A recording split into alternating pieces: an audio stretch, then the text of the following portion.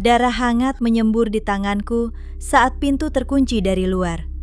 Aku tidak sendiri di rumah ini. Nafasku tersengal, suara langkah berat mendekat dari lorong gelap. Aku berbalik, tapi bayangan itu hilang. Tiba-tiba ponselku menyala sendiri, menampilkan pesan. Dia belum mati. Jantungku hampir berhenti. Aku ingat, suamiku sudah dikubur kemarin. Tapi suara ketukan dari dalam lemari membuat kakiku gemetar. Aku melangkah mundur, namun pegangan pintu berputar sendiri perlahan. Siapa yang mencoba masuk dari sisi lain? Aku lari ke dapur, pisau di tangan gemetar, tapi suara tawa pelan menggema dari belakangku. "Kau pikir semuanya selesai?" Bisikan itu menusuk telingaku. Aku menoleh, cermin retak memantulkan wajahku, tapi ada sosok berdiri di belakangku. Aku berbalik cepat, kosong. Namun cermin itu kembali utuh, dan sosok itu kini menatapku tajam. Aku menghantamnya, kaca pecah, darah menetes. Tapi di balik pecahan, aku melihat tangan keluar dari dalam, mencoba menarikku masuk ke dalam dunia gelap itu.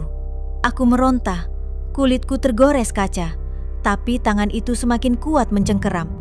Tiba-tiba listrik mati, gelap total. Nafasku memburu, hanya suara detak jantungku yang terdengar. Lalu, cahaya kecil muncul dari mata seseorang di sudut ruangan. 2 titik merah menyala. Aku mundur, tersandung tubuh dingin di lantai. Saat ku sentuh, itu wajah suamiku. Matanya terbuka, menatapku penuh luka.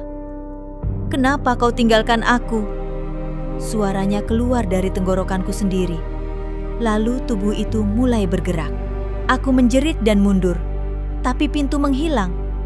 Dinding berubah menjadi lorong sempit. Suamiku berdiri perlahan, tubuhnya patah-patah, tapi ia berjalan ke arahku. "Kesetiaanmu palsu," katanya. Aku lari, lorong itu memanjang tanpa akhir. Tiba-tiba lantai retak, dan dari bawah muncul tangan-tangan lain, menarik kakiku. Aku berusaha lepas, kuku-kuku mencakar kulitku. Di ujung lorong, aku melihat cahaya. Tapi saat mendekat, cahaya itu berubah menjadi wajahku sendiri. Tersenyum dingin. Wajah itu berbicara, tapi suaranya berbeda. "Kau yang mengkhianati semuanya." Aku terpaku. Ingatanku mulai retak. Malam itu, aku meninggalkannya sendirian saat dia memanggil. Aku menolak kembali. Aku memilih pergi bersama orang lain. Suara tawa kembali muncul. Kesetiaan diuji saat paling sulit. Tiba-tiba tanah runtuh. Aku jatuh ke ruangan lain, dipenuhi foto-foto kami. Tapi semua foto itu terbakar perlahan, kecuali satu, foto terakhir, saat dia memandangku penuh harap. Foto itu bergerak, berubah menjadi rekaman hidup. Aku melihat diriku sendiri menutup teleponnya, mengabaikan tangisnya. "Tolong jangan tinggalkan aku malam ini." Suaranya terngiang. Aku berteriak, mencoba menghentikan bayangan itu. Tapi semuanya terus berulang. Tiba-tiba layar itu pecah, dan dari dalam keluar sosok suamiku.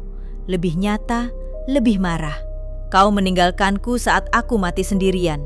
Aku mundur, tapi dinding mengunci. Nafasku tercekat saat dia semakin dekat. Tangannya hampir menyentuh wajahku saat tiba-tiba suara lain muncul. Masih ada kesempatan. Cahaya putih menembus ruangan gelap. Sosok lain muncul, diriku yang berbeda, penuh luka. "Perbaiki sebelum semuanya hilang." Suamiku menjerit, ruangan bergetar hebat. Aku diberi satu pilihan, kembali ke malam itu atau tetap di sini selamanya. Aku ragu, namun saat aku melihat mata suamiku yang penuh kesepian, aku melangkah ke cahaya, tapi sesuatu menarikku kembali dari belakang. Aku terbangun di malam itu. Ponselku berdering, nama suamiku. Tanganku gemetar, aku hampir mengabaikannya. Tapi ingatan itu menghantamku. Aku menjawab, "Aku butuh kamu." Suaranya lemah. Kali ini, aku berlari keluar rumah. Hujan deras. Kakiku terpeleset, tapi aku tidak berhenti. Aku tiba di rumahnya. Pintu terbuka, tapi di dalam sunyi, terlalu sunyi. Aku melangkah masuk. dan melihat sesuatu yang membuatku membeku. Suamiku terbaring, napasnya hampir habis.